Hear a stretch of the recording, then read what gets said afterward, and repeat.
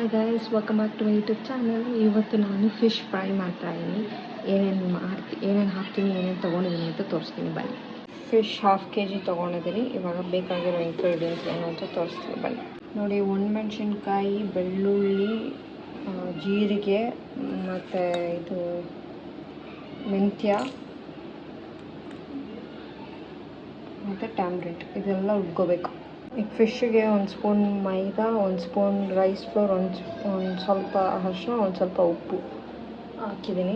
ಇವಾಗ ರುಬ್ಬಿರೋ ಮಿಶ್ರಣ ಹಾಕಿ ಕಲಸಿ ನೆನೆಸಿಡ್ಬೇಕು. ಈ ಥರ ಕಲಿಸ್ಕೊಂಡಿದ್ದೀನಿ. ಇವಾಗ ಇದನ್ನು 1/2 hour ನೆನೆಯಕ್ಕೆ ಬಿಡಬೇಕು.